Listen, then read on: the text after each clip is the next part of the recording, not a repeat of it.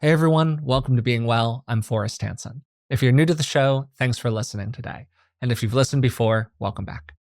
I'm around the age when a bunch of my friends are either having kids or are talking about having kids. I am also probably planning on having a child at some point.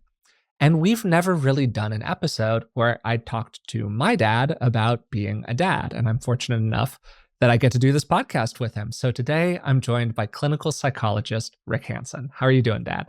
I'm good, and I'm looking forward to this topic because both of us have some skin in the game with it, don't we? Yeah, for sure. And before we get into it, to lay a little bit of context here, this episode's going to focus on dads in particular for obvious reasons. After all, Rick is a dad. And most of the content out there that relates to parenting is understandably aimed at moms, which isn't an accident. Moms tend to be more involved in child rearing and are more likely to make parenting related purchases. That being said, obviously, every relationship is different. Parenting dynamics are going to really vary. And there are many relationships out there that include children that don't follow these kinds of traditional gender roles or dynamics. My hope here is that there's something in this episode for almost everybody. And I don't think it's just for prospective or current parents. My hope is that it also helps people think about their own relationships with their parents, maybe in a way that they find helpful or healing. And I know, particularly, I think for a lot of guys, Dad, they get into personal growth content as they age, in part because they're thinking about having a kid and they want to give that kid maybe a better experience that they had. On the other side of it, we often hear growing up, just wait until you're a parent, then you will understand. Then you will understand why I was the way I was, why I did the things that I did. And so I want to ask you, just to open the episode, Dad, how was that for you? And did becoming a dad actually change how you felt about your relationship with your parents or maybe some of the choices that they made when you were growing up? Yes. Mm, In other words, I think both are true. yeah. uh, there certainly were aspects for me that were reparative. In other words, I wanted to do a better job putting it a certain way than my own dad did and my own mother did. Parenting roles can be a little different based on gender. And let's remember as well, of course, there are many same gender couples to the extent that gender categories really fit for people. So, and so much of what parenting is about is not specific to any gender. Back when I wrote my very first book, Mother Nurture, 25 years ago, about taking good care of mothers over the long haul, I pulled together a lot of material at that time. So my stats might be slightly dated, but they're pretty close to true. And when I was pulling together the research for that book, I found that roughly 11 million women in America were raising their child alone. And meanwhile, a million men were also raising one or more children. So it's helpful to appreciate that probably 80, 90, 98% of the research and really good practical wisdom about being a good father would apply to being a good mother as well. So much of what good fathering is about is the same as good mothering as well. So Yeah. I wanted to be a good parent, period. I had very well intended, very loving, very decent parents who, for different reasons, a lot having to do with their own childhoods, the culture they came out of, the era in which I was raised, were not strong on empathy and were, I would say, high on authority and control, a lot of which was anxious and unnecessary. So there were certain aspects of that I wanted to do differently. So there's a reparative aspect. And then there's simply the desire to be as good at it as you can be, out of love for your child. I also wanted to stand against cultural roles. You know, I grew up in the 50s and 60s. I did not want to be Fred Flintstone. I wanted to be really engaged, really moral in my involvement. Research shows that the typical mother in a heterosexual couple is working 20 hours a week more than her partner is, all told, time on task. And I did not want to be that guy, right?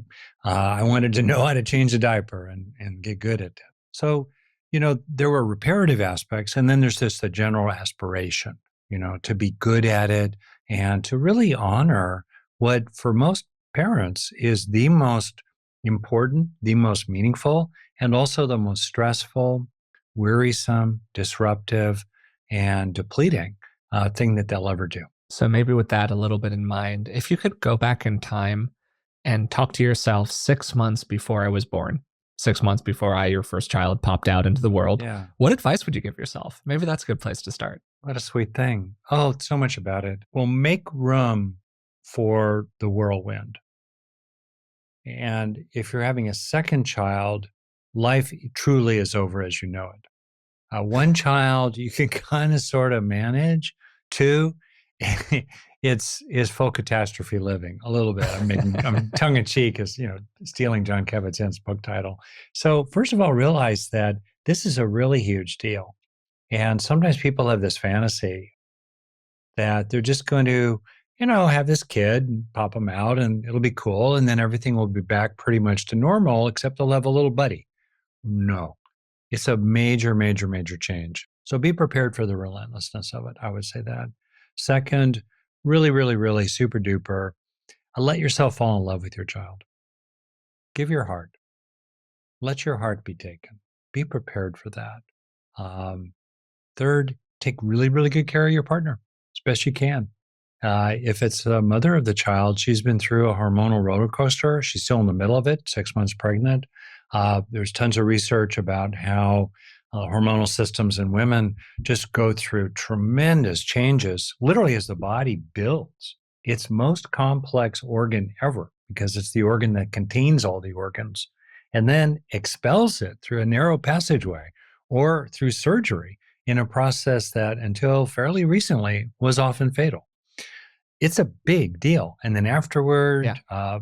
estrogen and progesterone reset and crash.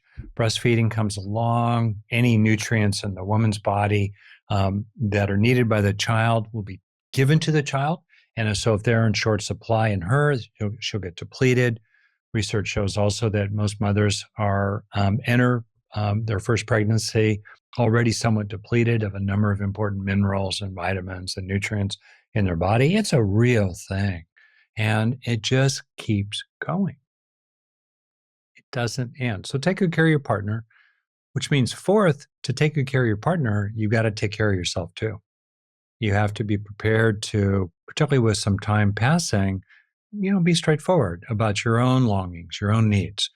Maybe the relationship's not really ready for sex, but still you can retain a kind of an intimate friendship with your partner after, baby makes three. And it's important to be able to speak up about that. I'd say the last thing that would have helped me, but it was difficult to accomplish, would be to look for community with other new fathers. Mothers tend to do that fairly well. Dads, not so much. They don't tend to hang out with each other, with their babies in a backpack. So if you have opportunities, I don't know how to do it, but going for hikes, on Saturday morning with a bunch of guys with their kid in a backpack, that's pretty cool. Or other kinds of things, so that you get that sense of fellowship and community. Okay, that would be a start for me. I think that's a great list off the top here, Dad. And obviously, any advice that I give here is theoretical in nature for me. I'm not a parent. I've just thought about how it might be for me. I've heard stories from other people, and I'm very interested in your take on anything that I would add on to what you're already saying here. Something that can be helpful for people to know is that there has been increasing focus on postpartum depression in women. Your book, again, Mother Nurture, you talked about something called depleted mother syndrome. This was, I think, actually before we even had the technical term postpartum depression, but I'm Oh, not no, 100% sure about that. post-PPD is a very specific diagnosable Okay. issue, And you and were it you were just trying affects, to do like the traits, yeah, broadening the scope. Gotcha. Yeah. ballpark, 5 to 10%. It's a clinical issue. There's complications around it. I can speak to it, but it's not really relevant for this topic, but it's a thing. Yeah. I had this notion that I started to see, so forgive the sidebar, it'll be Yeah, no, relevant. go ahead. Yeah, that I just watched your mom. Uh, Very, very robust, physiologically and psychologically, strong relationship with me. And then, wow, roughly year two, and then edging into year three of your life. And around this time, your sister started to come along. And you can also imagine women having babies at later and later ages. You see the gradual accumulation of these things, often leading to what I think is actually a clinically meaningful depletion of physiological resources in the body, literally, from all the pouring out, which is accompanied by a sense of mental depletion as well. You're just kind of running on empty. And on any given day, you can soldier on and you can do a good job, but your sense of well being is really affected. Sometimes long term, women get stuck in some of the health issues that are fostered by this kind of depletion, particularly if it's Hmm. sustained. And it also affects the relationship. If she's just feeling like she's running on empty and he comes home from work and is really excited about a great conversation and, maybe some romance later that night, she's just fried. And then that tends to cascade into issues in the relationship, which can then backfire Yes. into Great. issues of teamwork and blah, blah, blah, blah, blah. So Yeah. that's what that notion was all about. And the larger point here is to realize that it's pretty, I won't say easy, it's fairly straightforward to get through the first year. It's a big deal. Sleepless nights, relentlessness. But the point is, it just keeps on going. And it's Yeah. really usually around the kid's second, third, fourth, or fifth year that the wheels really start coming off for one or Mm. both of the parents. Fathers who are willing to kind of hang in there for a while, but after 2, 3 years of this, they're like, hey, what about me? And women who've got partners who are not pulling their weight at home, who are nitpicking and sniping and how they're parenting, even though they're the one who's doing most of it, kind of had it up to here. And there's some kind of large fraction of married couples who have children who separate by the baby's second birthday. So that child will have no memory of their parents being together. So it's important to think about the longer haul. Yeah, that's a great point. And just to get my numbers right here, I think that there was the technical recognition of postpartum depression. In other words, major depressive disorder with postpartum onset is how it's framed in the Ah, DSM in yeah, 1994. And then your book, Mother Nurture, came along in 2002, obviously, after very that. good. It's funny how long it took for like the technical recognition of that as an issue when obviously people have been watching moms being moms for thousands and thousands of years.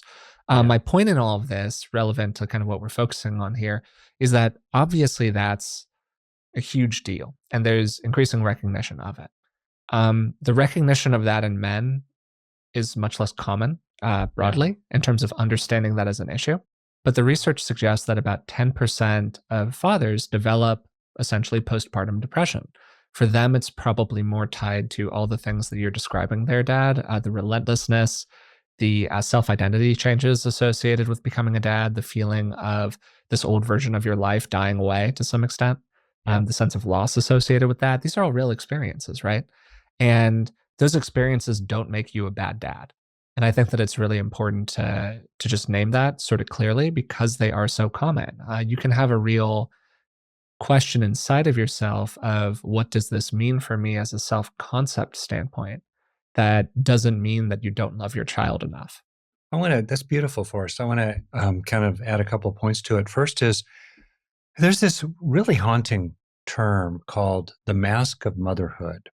The poet and feminist scholar Adrienne Rich coined it, and one of the points she makes is that behind this mask of that's presented to the world of how a mother should be, how she thinks her mother was, this mask that kind of hides the ways that it's wearing on her.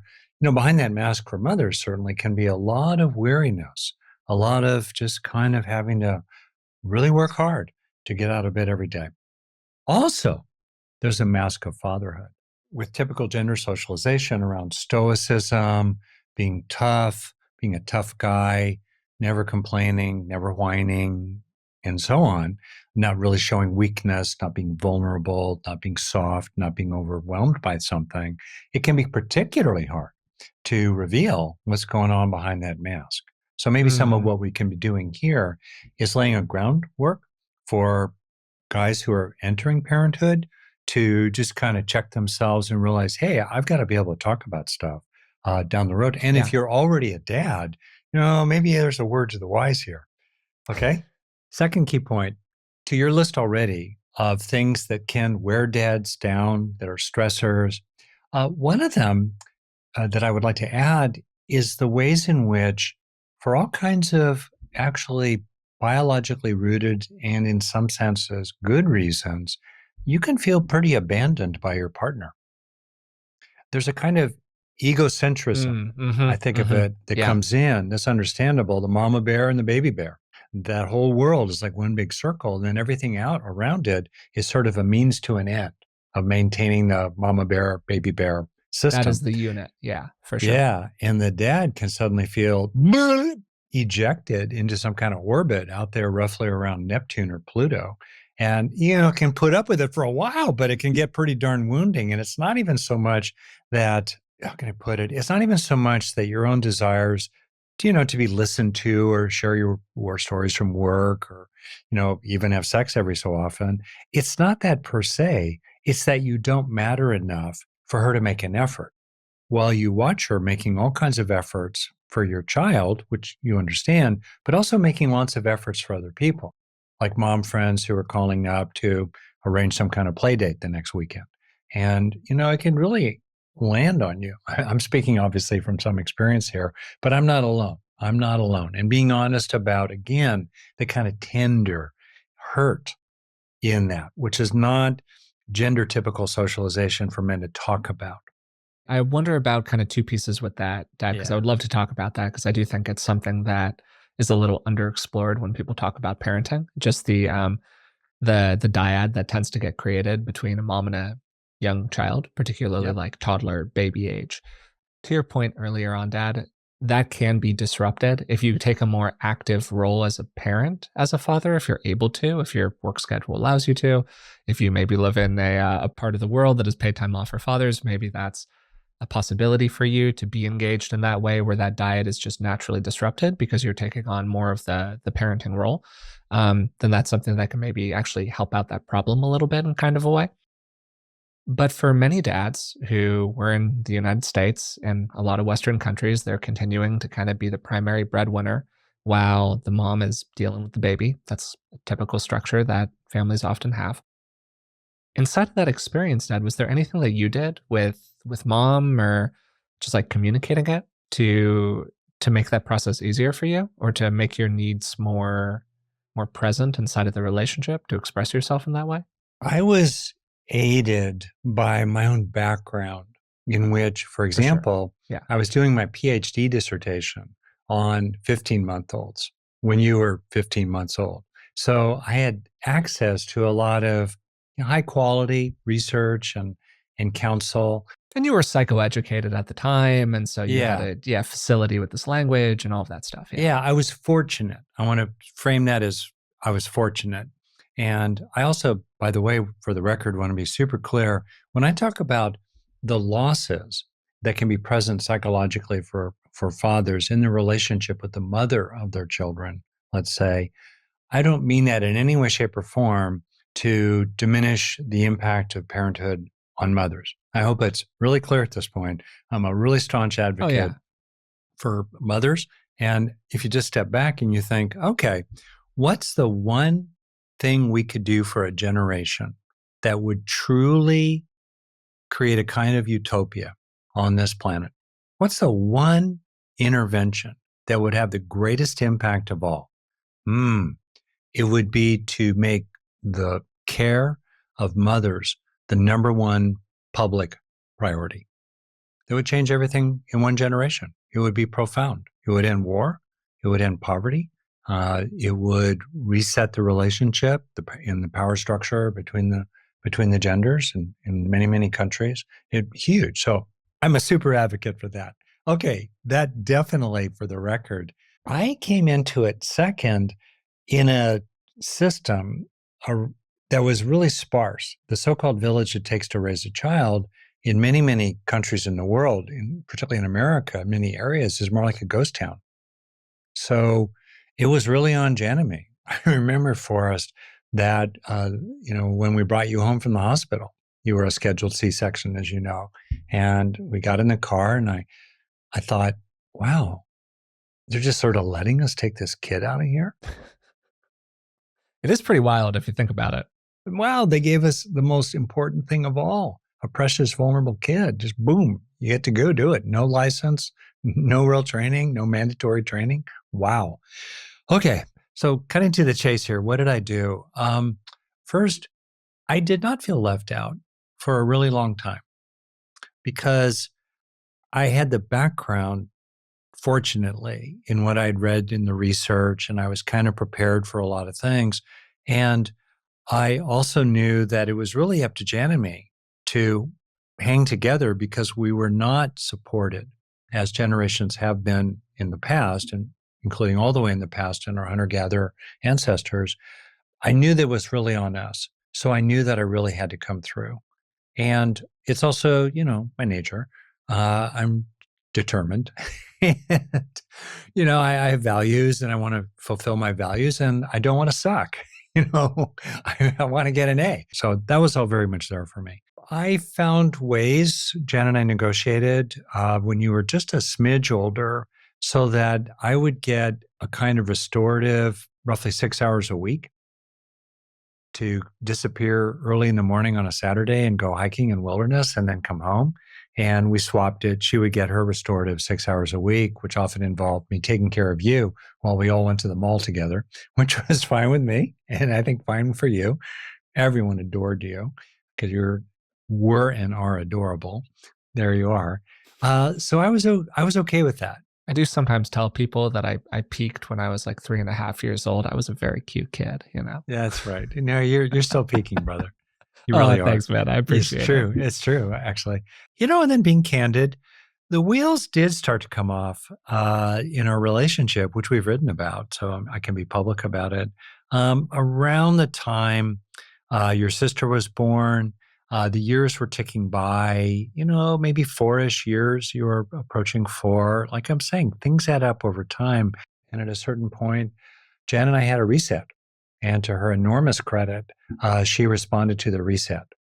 So maybe that's a way of talking about this a Well, little so too. when you say we Yeah. had a reset, what does that mean? Uh, I mean, so I'm not trying to so to be clear, No, both it's for you and good. for listeners, Please I'm not trying include to my having pry in mind. into your relationship with mom here, but you're using words, and I'm like, yeah. what does that mean? Because there's a realness here that I think sometimes gets lost inside of these conversations. Yeah. And so I'm That's right. deliberately leaning into that a little bit, and I'm very curious what you mean by that. I can speak to my relationship with Elizabeth. We've totally had moments inside of our relationship where we were able to take a step back, go, oh, like we've fallen into a pattern here that is not good for us. It is no longer Yeah. productive for our relationship. It isn't meeting our needs. And we need to find a little space and figure out how do we deal with this problem in a collaborative and productive way where the framework is collaboration. The framework is we both agree that this isn't quite working and we need to find a new way of doing it. Is that basically what you guys did? Yeah. And I think, by the way, that you don't necessarily have to get into the details of it here, Dad, if you don't want to, but go ahead.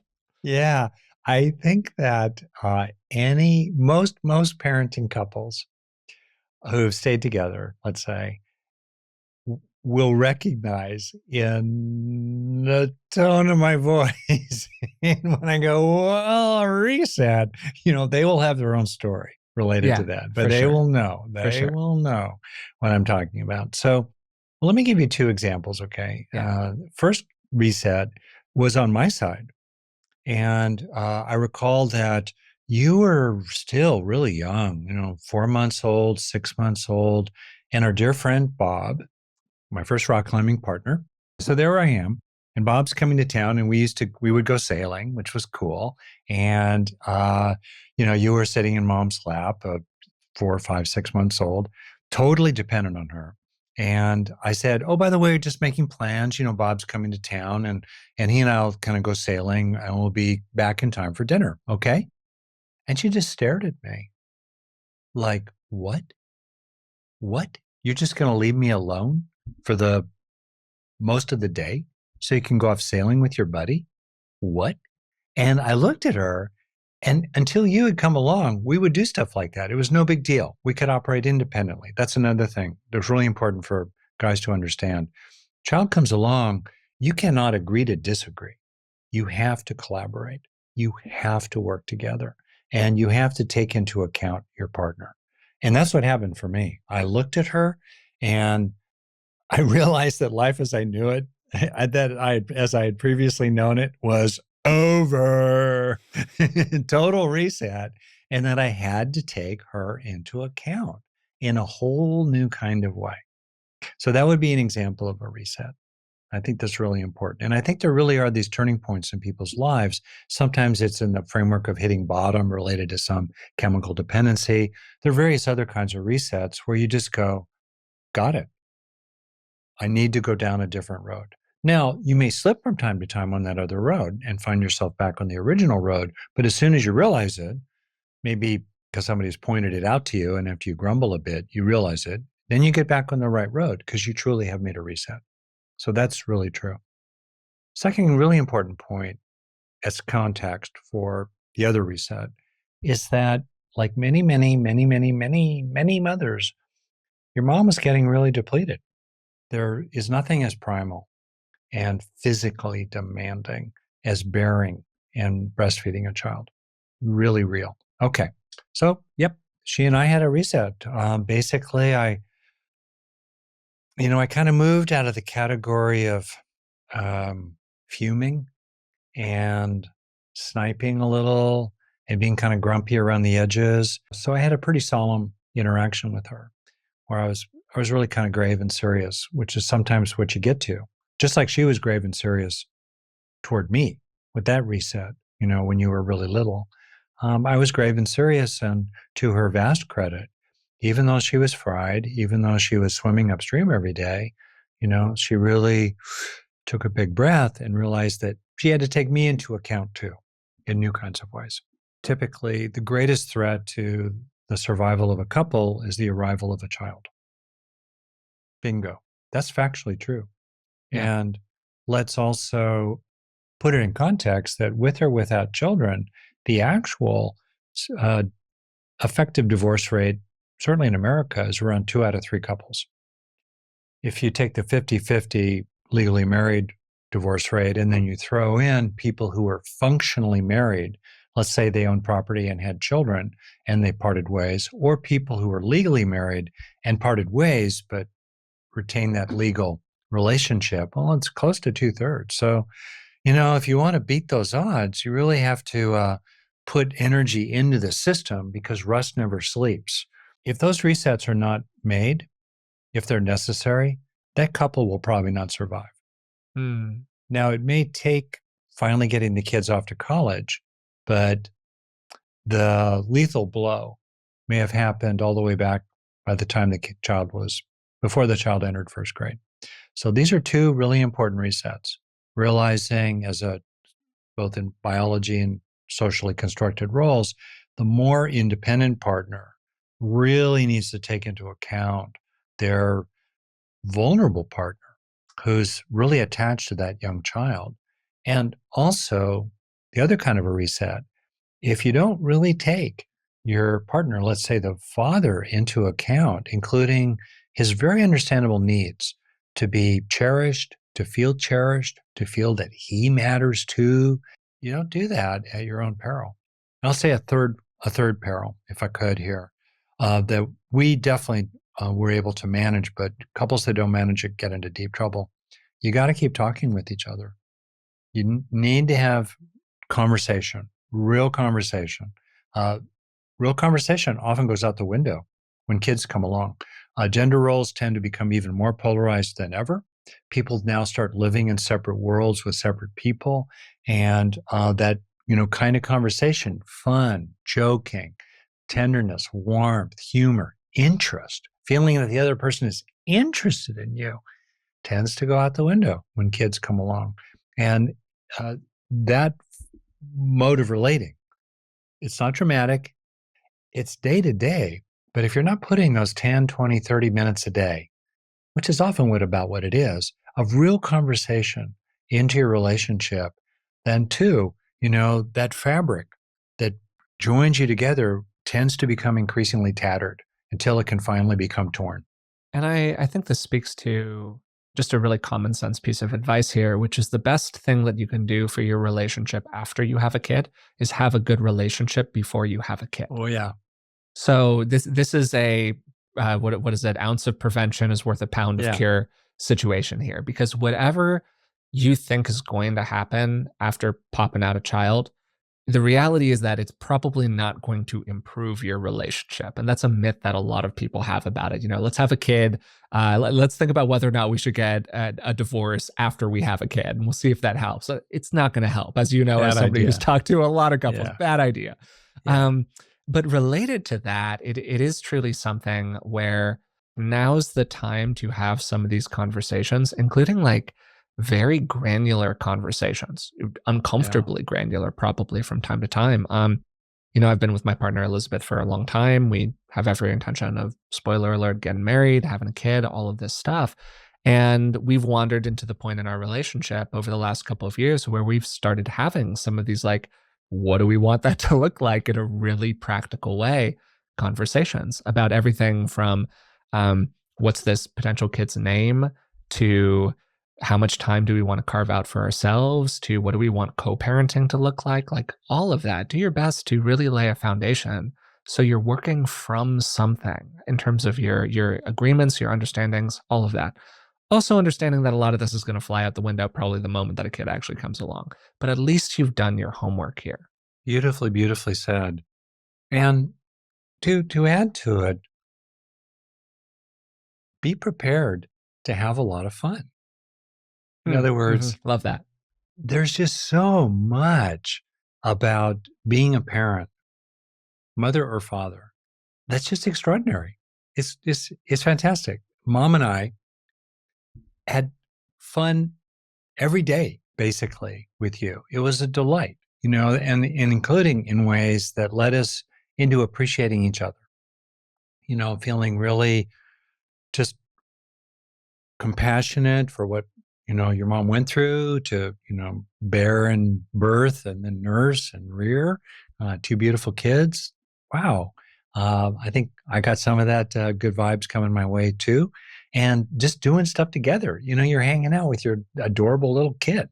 And even so much of the tasks of everyday life and parenting were just wonderful. There's this lovely distinction we talk about between different kinds of happiness, but we could talk about hedonic well-being and eudaimonic well-being. And, there are a lot of aspects of parenting that are not full of hedonic well-being. You're tired, it's late, you're fried. And yet as you walk your child up and down the hallway, it's the most fulfilling thing you've ever done in your entire life. So be prepared for that aspect as well. And I would add, that kind of consistent with research on emotionally positive experiences, really look for those good times. Yeah. If you're going to put your kid in the car seat, enjoy it. Like I took a lot of pleasure in getting good at things, mastery motivation. I like learning things and becoming competent at them.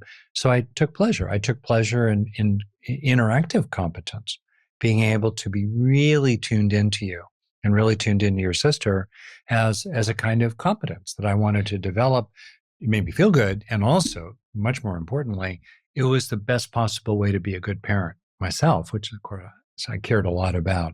So have Yeah. fun with it. Mhm. Try to draw your partner into the fun of it. Try to have fun together, and when you do have those positive times, really, really take them in, put them in the bank, because there are going to be a lot of withdrawals.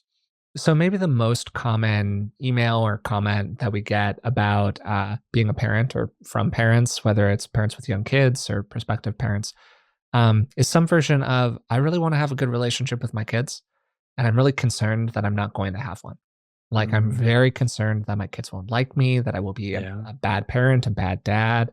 I won't be able to forge a strong relationship with them. This is often coming from people who don't themselves have a strong relationship with their parents. There wasn't a lot of good modeling of what like a healthy parental relationship looks like. And so I thought it might make sense here to do kind of the opposite of what we normally do. Normally, what we do on the podcast is we start really general with like a lot of theory and then we drill down to practice. Here, we've Mm. kind of gone the other way. We've started with your experience and we're sort of expanding out to some good general points about like, what does good parenting look like? What does a healthy relationship between a parent and a kid look like for a lot of people who just haven't experienced that in their life? Something you mentioned at the very, very beginning of the podcast, Dad, was about these two different dimensions. You were talking about demandingness or the amount of demands that you have on your kid, and then responsiveness, trying to be really more emotionally responsive to them. Would you mind explaining those things, like what those words mean, and how that shakes out in terms of parenting styles? Yeah, those two dimensions are really fundamental. And you're reminding me of Diana Baumrin's work, who Yeah. was involved in my own dissertation to a minor extent way back in the day. And it's just a legendary figure. She was one of the first researchers to identify these dimensions, which could be summarized more in a somewhat different way or simpler way, maybe as love and power. Yeah. So she talked about parenting styles that were highly nurturing, highly affectionate, very warm in various aspects of lovingness, like delighting in your child, prizing your capacity to be emotionally attuned. Great. And then there's the dimension of power. Do you exercise authority or not? And then she had these four quadrants, these 2x2 matrix here. High love, high power, she called authoritative. High love, low power, she called permissive. High power, low love, she called authoritarian. And low love, low power, she called neglect. I would add a more complication here. And then this is a framework for what I tried to do for us. And, if I were to go back in time, I would, I would prod myself not so much to change what I was doing in certain regards, but how I was doing it. And so I'm happy to be candid with you here. The way I would describe it is that there are these three dimensions. I'll call it authority, aspiration, and nurturance.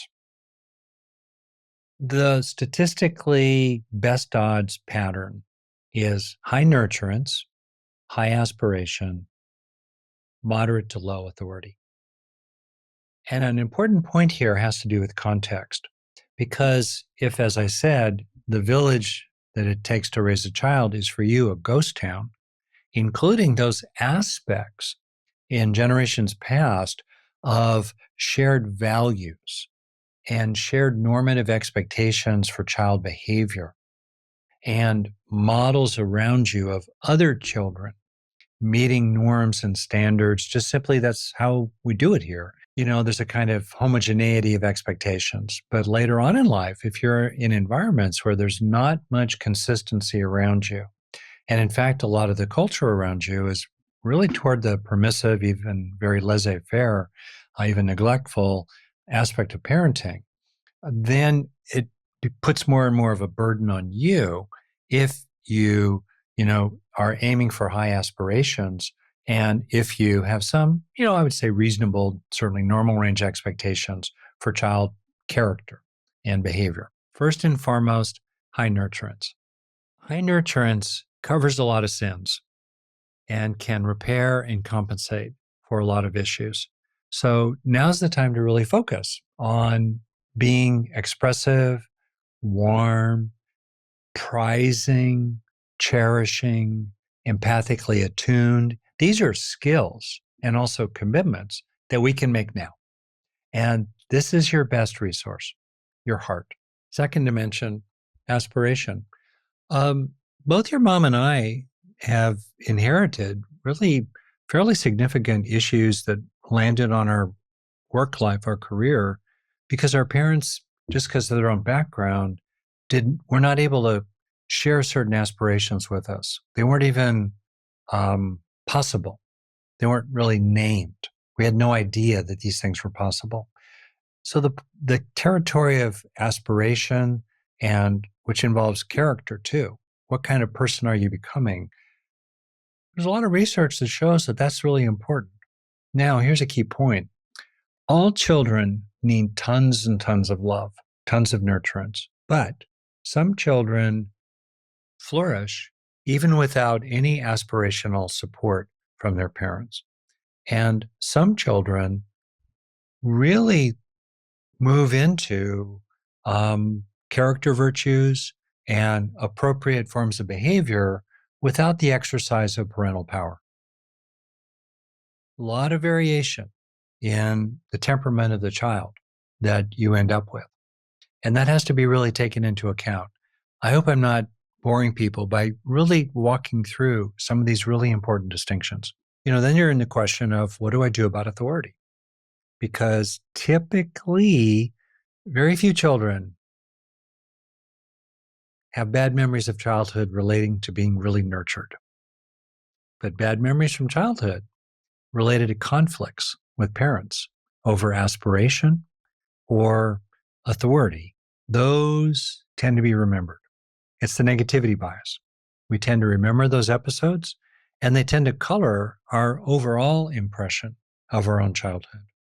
And that's something actually I've been really looking hard at lately in my own views of my parents. When I really, really think back and I start to realize all the things they must have been doing that I habituated to, I didn't notice because they were just routine. But for me to be able to be supported by them in a variety of ways, for them to deal with their own struggles and issues with each other and still hang in there and be good parents, wow, there must have been a ton of stuff going on that I don't remember, but I can Mm-hmm. surmise. I can conclude, and I need to bring it into account. I need to take that into account, right, for a full and rounded view of my own parents, both for them, even though they're not here anymore, but also for them, which lives deeply inside me to this day. It can be healing and helpful for me today to realize that, net, my parents actually were better parents than I gave them credit for. Certainly when I was growing up, and definitely also, as I was as an adult. And the last thing I'll just say, and then I want to really open it up to you. The child has a lot of agency.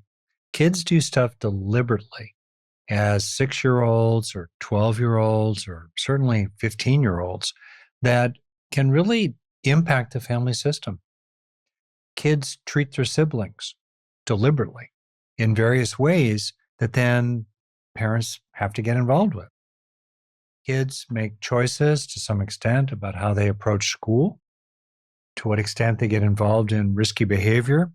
Parents get drawn into these issues. Kids make choices, as I did, in their own treatment of their own parents. And that can have big consequences as well, including for the parent's marriage.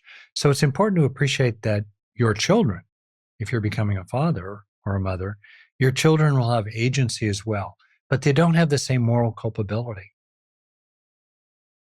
But if we don't respect the fact that they're agents, including the ways in which they're making bad choices or harmful choices that impact you, then we deny the agency that they really have. Sure. Or they have temperamental variation in terms of their desire for the kinds of That's right. aspirations that you might have for them.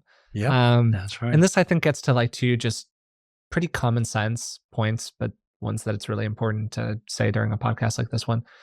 Just the general idea of like you'll forget what was said, but you won't forget how it was said. Yeah, that's right. I have no bad memories that I can remember that are connected to a lack of appropriate parental control. Now, some of that is selection bias because you guys were involved parents. You cared about what was going on in my life. You cared about me. If you were going to err on a side, you were going to err on the side of getting in there and doing something. And I think that's probably the right side to err on, broadly speaking. That's, I suspect, how I will err as a parent. But I do think that it's telling that pretty much every bad memory relates to that. The second point is to parent the child that you have. Mm. Kids are unique. There's a lot of variation kid to kid. And I think that what happens for a lot of parents, certainly it's already happening to me to some extent as a prospective parent, is that you start to kind of have a vision of what your kid will be like or Hmm. questions about what will my kid be like. And there's a lot of socialization that's a part of that as well. There's a lot of gender socialization that can be a part of that, and uh, a lot of men, a lot of dads want to go out there and throw the ball around with their kid. That's kind of this aspirational thing that they have. Maybe you don't want to have a kid who wants to throw the ball around. Maybe that kid's got no interest in catching a ball. And kids are extremely perceptive. And one of the things that they can really pick up is a sense of disappointment, parental disappointment. So it's normal to have expectations of how this kid is going to be. But end of the day, like your child's an end, not a means to your ends. Like they're a thing on their own. And I think that it's really important here to be open to the range of outcomes, open to differences, open to this kid being a very unique individual and mostly rolling with that. Not 100%, but most normal range stuff. just got to go with it. And you got to also release your attachment to the view that you have of all of those views and beliefs about what your kid might be. Does that kind of check out for you, Dad? On the substance of what you say, um, I agree. And that's how I tried to be a parent. And I didn't always do succeed, but that's really how I tried to be. In research on younger children, an average, let's say, preschooler or toddler um, has roughly 20 control episodes with a caregiver an hour. Control episode being that the Yeah, parent totally. is either thwarting or denying the child's wants. And Hmm. by, general observation, roughly half of them are unnecessary in a typical Mm. family. Now, it leaves roughly 10 an hour every 6 minutes that a parent of a 2-year old or a 5-year old has to regulate them in some way. So there you are. You're in the middle of it. You're moving through a store. Your child is squirming in the shopping cart, grabbing things. You got to regulate them. Hmm. Uh, your, Yeah, for sure. your 5-year old wants to whack the 2-year old. You got to regulate them. My own theory of parenting going forward, and how I would, advise and how I tried to act myself as a parent was big pasture, real fences. So, in the sense of response Yeah. to preferences, absolutely. Half those control episodes were stupid. You know what I Hmm. mean? And my whole dissertation was about offering alternatives rather than thwarting the child's desire. Offer an alternative that's possible. That's a Yeah, yeah. more Love skillful that. or appropriate way to fulfill the desire. So when I talk about really the territory, especially of authority, I'm really not talking about preferences. I agree with you entirely. Minimize control episodes for all kinds of reasons. And if you still irreducibly find yourself needing to exercise regulation, that's a control episode. The wants of the child are being thwarted in some moment. Um, Hopefully for good purpose, then the how of that is what's really, really Mm. important. Hmm. You Yeah, for can't sure. escape the what of it, which a lot depends on, like you were saying, the nature of the child and the larger context. The more that your child is just kind of easygoing and naturally cooperative, wanting to please parents, and kind of even keeled in their temperament and all the rest of that, and the more that you're involved in a culture in which you're raising a child alongside other people, in which there's some kind of consensus around general norms for child behavior, and everybody, including in the school system, is sort of representing that standard. Then it's a lot easier to really, really, really keep your control episodes to a minimum. It can be harder if there are other issues, but whatever that is, if you're going to have control episodes, yep, you're right. They're very memorable, aren't they? And I'm wondering, have you actually heard of this thing called gentle parenting, Dad? I've heard of various versions of it. Because this has been a big topic these days in like Yeah. parenting circles. Yeah. Yeah, yeah. Attachment centered parenting, I'm all Hmm. for the continuum concept, all for positive discipline versions of that. I'm all for most of those books and approaches, though, they don't really tell you what to do when the rubber hits the road. Uh, Yeah. That's sort of what my experience yeah, was when I started looking into it. yeah. What do you do then? And that's a whole conversation. For example, what if the child is bound and determined to do things that are threats to their safety? Hmm. They won't hold your hand as a young kid on a busy city sidewalk. They could run into traffic. They like doing really exciting things that are dangerous. Maybe they are starting to get into drugs, in junior high school. Your duty to their safety trumps their autonomy and trumps whether they're happy with your exercise of power over them in the moment. So I've thought a lot about by what right do we exercise power over this kid, and I came into that as a kid who did not like my parents' exercise of power. 95%, not 50%, 95% of my parents' control episodes were just unnecessary. And so I came into it pretty alert around that. The good advice that I find in it as a non parent would like rings true to me is that as a parent, emotionally regulating yourself is really important. Huge. It's also hard because Oh yeah. to your theme throughout this conversation, Dad, this is a long haul.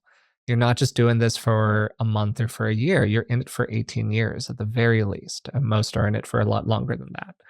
Um, and you're going to get worn down, and it's going to get easier and easier and easier to just like scream at your kid or tell them to shut up or yank them into your body really abruptly and kind of abrasively, or go to corporal punishment or whatever it is. Like, these are often things that people resort to and parents resort to when they don't feel like they have any other tools, when they've run out of tools.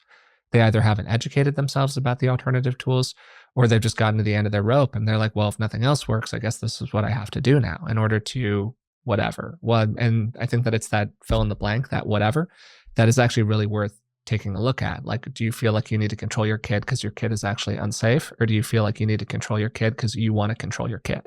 These are two very different Sure. things. And it's really Yeah. important to look at the difference between them, I think. Are you regulating them for them, or are you regulating them for you? And we Yeah. can be honest about this. And sometimes I do think it's okay to regulate them for you, like you're having an interaction with another adult, your kid is not doing anything unsafe, but they're being really freaking annoying. Like, there's a place for being like, hey kiddo, can you just like give me a moment here? Or whatever the two notches turned up version of that is, okay? So, okay, emotional regulation, really, really, really important. I think that there's a lot in gentle parenting that's basically just about regulating yourself emotionally. All that piece of it, I love. The piece of it that I've got a lot of questions about is the seeming attempt to treat kids as if they are tiny adults and as if they have the ability to logic and reason themselves through interactions in the same way that adults do. Because there's a lot in gentle parenting that's about like explaining to your kid why you're doing things. And I do think that that's great. I love the idea of giving your child reasons for things, because even with you guys, I had moments as a kid where I just did not understand what was going on. And I think you guys did by and large a really great job of telling me what was going on. And even so, I was confused a lot of the time because life is confusing. It's a big spooky world out there. So I love that piece of it. But a kid's brain does not understand like sharing as a concept until they're about 5 years old. They literally do not have that gear inside of their head yet. Like, same things with self-regulating emotions. So the idea that you're gonna kind of like why a 3-year-old into like why they should stop hitting you, I don't know if you're really gonna do that. I don't know what you think about that, Dad. Also, a lot of these approaches are incredibly verbal. They're really about talking and talking and talking, and kids are often like really bottom up creatures. I would say that in terms of the audience here, people preparing to, guys, let's say in particular, preparing to become a parent, there's some things that are really important to try to keep in mind. One is put tons and tons of positive moments in the bank with your kid. Just be really committed to that, steadfast, and make yourself emotionally and temporally. I don't mean temporarily, I mean temporally in terms of time available to that child. Second, look for all kinds of things outside of what you're doing that will really nurture that child and take really good care of that child and help that child to be, easier to raise and, less need of regulation. So paying attention to the child's health, what the child eats. If that child, research shows, is going to have basically 2 sugar donuts and a Coca-Cola for breakfast, well, that child is going to have behavior issues at school that you're going to hear about. Really support your partner. Try to involve other people in the system, much as occurred in our hunter-gatherer background, who can be both nurturing and give you respite, and also can be role models and establish normative standards for the child so you don't have to do all the work. And then I would say, third, clarify in your own mind what your view is, your principled view about parental authority. For Mm-hmm. example, you might take the stance that net, you really do not want to exercise parental power for whatever reason. Maybe you're really concerned about losing your relationship with the child. Maybe you think that it's just bad. Parents shouldn't do that. Okay. Clarify your take on that. If, on the other hand, you consider that at a fundamental level, parents need to be able to exercise power for the sake of their child's safety and as also aspiration, and also to manage a home, a family that's not run by the kid, which can create a lot of issues, including for the parent's relationship, which that child needs to be preserved, ideally. Uh, decide what your view is about that. And the fundamental question or norm about whether your children need to fundamentally respect adult authority, appropriate, legitimate adult authority exercised in appropriate, legitimate ways. And I think a lot of people get into trouble because they're not clear in their view and they sort of oscillate between permissiveness and coming down like a ton of bricks.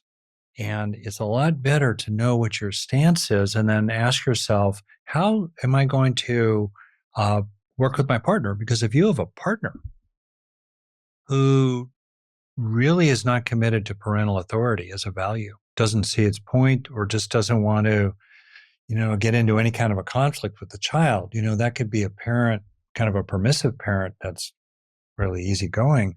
But if you're the other parent who sees the need for reasonable parental authority to support the aspiration of the children, to maintain a reasonable family, and to exercise authority and regulation when need be, and your partner is really different about that, that's something to really think through and talk about. I'm really glad that you're mentioning this at the end here, Dad, because one of the things that we know is among the most damaging experiences for a child is parental inconsistency, is what it's called. This is particularly the experience that these kinds of rules fluctuate wildly based off of circumstance, what's going on inside of the parents, which parent they're talking to, all of that. Particularly the feeling that like support comes and goes or love comes and goes. And it just seems clear that one of the things to really work out with your partner, including in some of those conversations that maybe you have before a kid pops out, is like, how do you want to be about that kind of thing? What are your agreements with each other about if one parent says A and the kid comes to the other parent and is asked a question and you say B, how do you reconcile that? Which one are we going with? Like whose play are we backing here? And I think that those are all pieces that can kind of fly under the radar a little bit, just because so many of the other experiences are so enormous associated with parenthood that a lot of these like basic functional questions can go unanswered until a kid comes along, and then you're just dealing with it live fire, which is never really the best case scenario. Yeah. And I think it's also important to realize that in many places today, there really isn't a clear norm for kids, who are just being kids. They're just being normal, rowdy, unruly, tempestuous, happy go lucky, pleasure seeking 6-year-olds or 16-year-olds, right? And if there isn't that norm of fundamental respect for adult authority that's appropriate, you have to relitigate it every time. And sometimes you'll see what happens is that because it wasn't established early on in the early years for the child, or really established with consistency between the parents, then wow, I've seen a lot of wheels coming off when kids enter adolescence because there hadn't been an establishing and a consistency, as you say, of kind of reasonable expectations of basic cooperation, with parental authority and general appropriate adult authority. I've really enjoyed being able to talk about this in more of a kind of relaxed way. Often when we go into these conversations, we've got like a lot of research, a lot of talking points, things like this. This was more just about direct experience, which is great. Yeah. One other suggestion for parents to be do what our ancestors did, if you possibly can. Spend a lot of time around young children. Mm-hmm. Yep. Yeah. And not just when everything's all nicey-nicey, but, hour after hour after hour. Be alone with a young child, 15 months old, 2.5, 5.5, for an entire day. And then add that up, 365 of them in a row. There's a lot of research that shows that actually being home alone with a young child is more stressful, physically stressful in terms of cortisol releases and so forth, than probably 90% of all jobs. And that's the day in and day out of it. So that will really help you. And when you kind of imagine how you want to be as a parent, if you're not yet a parent, you're going to have a lot of years to get used to and skillful with what's it like to raise a 3-year-old. But if you really start to imagine some of these idyllic, you know, scenarios, that's great. And then ask yourself, okay, typical scenarios, what do you plan on doing if your kid just literally will not stop throwing food? What are you going to do? You know, for example, and then you could play out other versions of that. You've tried gentle parenting, you've tried positive discipline, you've tried it all. Okay, what are you going to do? Because it will get real. It will get very real. So it's also Mm. helpful to think about it in advance and to appreciate the intensity and the ways you can get cranked up yourself. There's a haunting phrase also, besides the mask of motherhood, called ghosts in the nursery. I think it's from a paper by Selma Freiberg back in the day, who talks about the ways that we get reactivated ourselves. Those are the ghosts in the nursery. We get reactivated ourselves from how we were parented or things that we wanted when we were little too. Definitely, we can, you start to feel like you're channeling the parent that was the last person in the world you wanted to act like. And what do you do then? So being aware of that as well in terms of your own self-awareness and introspection, and having a partner, perhaps a therapist, who can kind of help you look at that stuff before you go into parenthood. That's good too. I really loved talking with Rick today about being a dad. And as you can imagine, being a father and son pair ourselves, there's a lot of subtext inside of a conversation like this. It's kind of difficult to not reflect on our own relationship as we're having a conversation about this kind of relationship. And at the very end of things, after we turned off the recording, we kept talking about this and we had just a really interesting conversation about that. And I want to share a little bit from that with you toward the end of this recap. But to start the recap off, we began the conversation by talking about the preparation that you do for becoming a parent. I asked Rick, if you went back in time and could talk to yourself 6 months before I came along, what advice would you give yourself? And I thought that he had just a phenomenal 5-point plan here of things to think about. First, give your heart. Do everything that you can when this kid comes along to be taken by them, to feel love toward them, to let yourself be as invested as humanly possible in them, all of that. That is a very natural process, obviously, but particularly for guys, when you're talking about typical male socialization, there can be a kind of resistance to total loving buy-in toward another being. And another point that he raised related to that, for people who are raised with more of a stiff upper lip background, claim your own needs here. Understand that you've got your own vulnerabilities. Stuff is going to happen during the very long haul of this relationship that you have with your partner, with your kid, inside of your other friendships, all of that. That's going to wear you down. That's going to rub you the wrong way. That's going to piss you off. We're all vulnerable people, and we can be honest about that. And when we're honest about that, it supports us in taking care of our own needs. And when we take care of our own needs, we can better support our partner. Second, he said, prepare for the whirlwind. Your life's going to change a lot. One kid totally transformed your life. 2 kids, I forget what the exact line that he had about it was, but it was something like the chaos is complete or something along the lines of that. A lot's going to change. Lots going to happen. Do everything that you can before the kid comes along to prepare for it. Third, take care of your partner. This is somebody who either went through a major surgery or a extremely traumatic physical experience for their body. They are flushed with hormones. They have just been through a lot recently. You're both about to be incredibly sleep deprived. The whole thing is basically a recipe for disaster, which relates to something that I mentioned early on, which is do everything that you can before a kid comes along to make sure that your relationship is as good as it could possibly be. A kid is probably not going to solve your problems, and it's almost certainly going to exacerbate them. Fourth, look for community. There are a lot of community activities that moms do together. There are some that dads do together, but there tend to be fewer of them, and there's sort of a less clear pathway into them often for dads. So this means that if you're going to get into those spaces, you probably have to go a little bit more out of your way to do so. The 5th point Rick made, I've already named, which is take care of yourself, look after your own needs. To add on to that, men get postpartum depression too. Roughly 10% of new dads develop postpartum depression. It is very common for new dads to be extremely hard on themselves when this happens.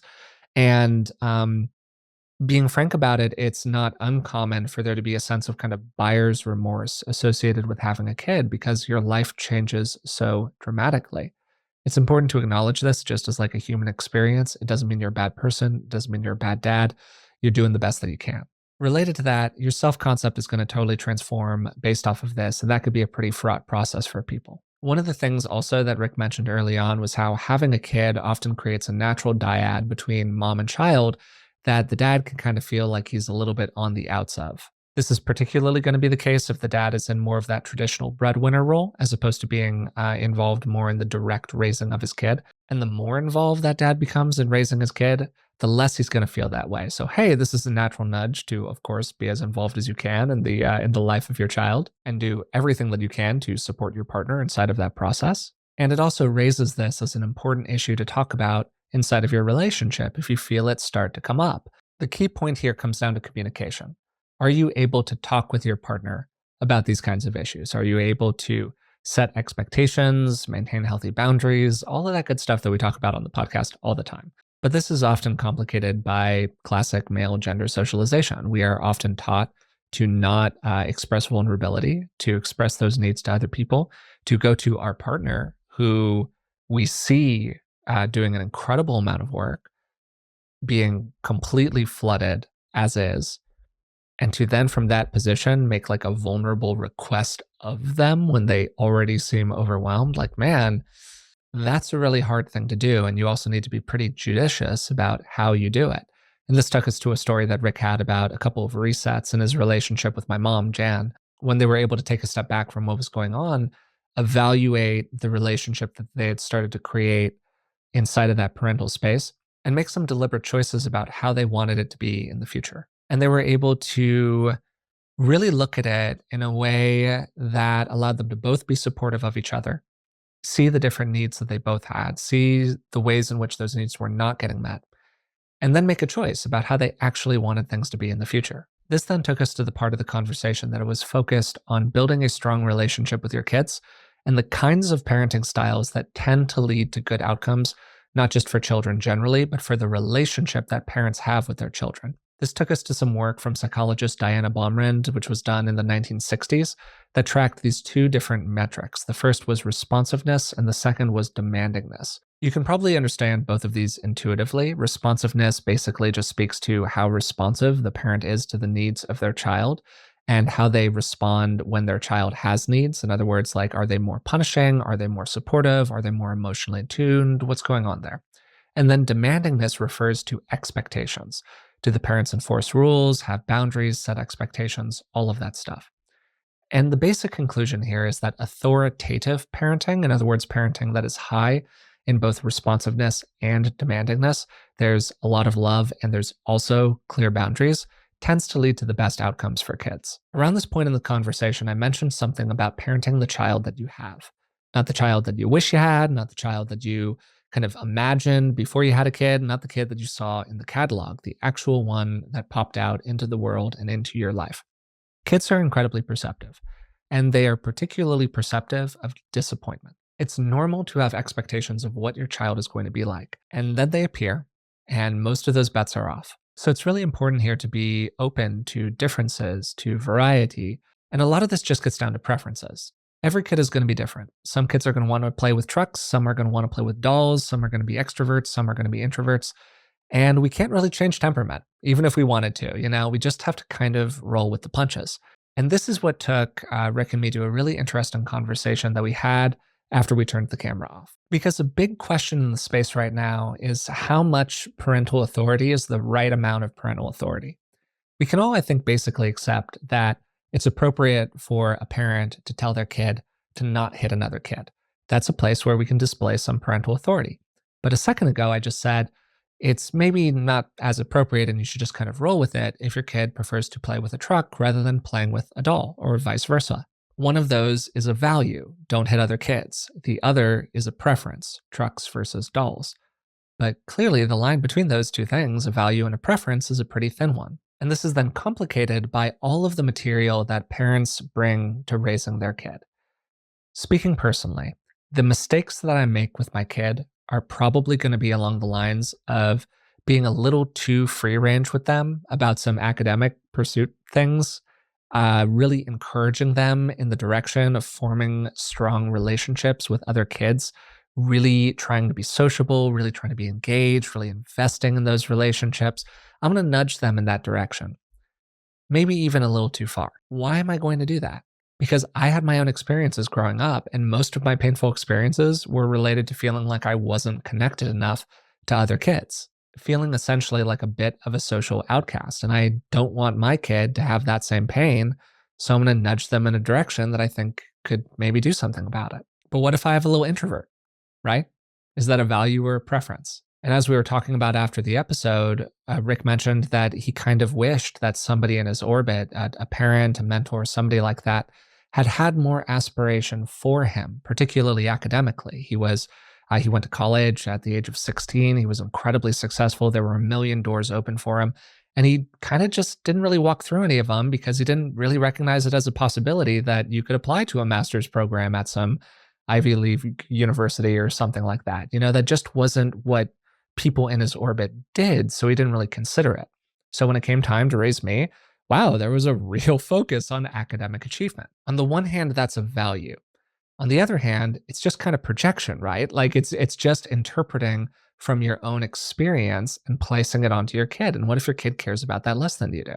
And I think the point here is to be really attentive to the ways in which our own experiences can be projected onto our kids.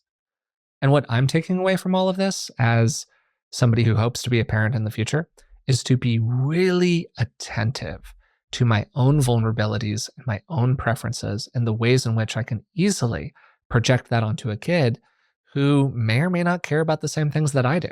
And while we were having this conversation, Rick and I identified 4 things. These are not novel ideas, but we talked about them and we just really felt that they were true. That bottom line are going to really improve your likelihood of having a good relationship with your kid. So here are those 4 things. First, tons of love. Everything you can do to love this kid as much as you possibly can. Second, big pasture. A lot of space to explore, a lot of possibilities, a lot of room for other ideas, a lot of room for various preferences. But third, real fences, real boundaries set clearly. The boundaries are the boundaries. I understand that you want to keep on lying on the floor there, little Timmy, but hey, it's time to go home. And then fourth, really importantly, a willingness to admit fault. We all mess up. And I can think of so many positive experiences that I had as a younger person that were tied to feeling like my parents did something that was kind of unfair, like they made a mistake, like they didn't show up when they were supposed to. And then they just admitted it. They admitted fault. They were willing to say, you know what? I goofed that, Forrest, and I'm going to do better next time. That was an incredible thing to hear as a kid. And I think that admitting fault when you're in a position of authority is a really complicated thing. You can really feel like it makes your position more vulnerable. You can feel very threatened by it. That's all understandable. But strong people admit fault. Strong people change their opinion when they're presented with new information. Strong people look out for the needs of those who are more vulnerable than they are. And, a 3-year-old is a pretty vulnerable being. So yeah, those were just the 4 things that we found that we think if they're present, you can get away with a lot of other stuff happening. You can handle a lot of messes. You can have a lot of difficult interactions. But if you got a lot of love, big pasture, real fences, and a willingness to admit fault, man, you've really kind of set yourself up for success there. So I hope you enjoyed today's conversation. I got a lot out of it personally. It was very valuable for me. I'm going to really be thinking about it for a little while. If you've been enjoying the podcast for a while and you haven't yet subscribed, please do that. It really helps us out. If you'd like to leave a rating and a positive review, you can do that on Spotify or on iTunes if you listen over there. If you'd prefer to be watching the podcast and you're currently listening to it, hey, we got a YouTube channel. You can just find it by searching my name, Forrest Hanson, on YouTube. And if you'd like to support the show in other ways, you can find us on Patreon. It's patreon.com/beingwellpodcast. And for just a few dollars a month, you can sign up, support the show, get transcripts, get ad-free versions of the episodes. A lot of great stuff over there. Until next time, thanks for listening, and I'll talk to you soon.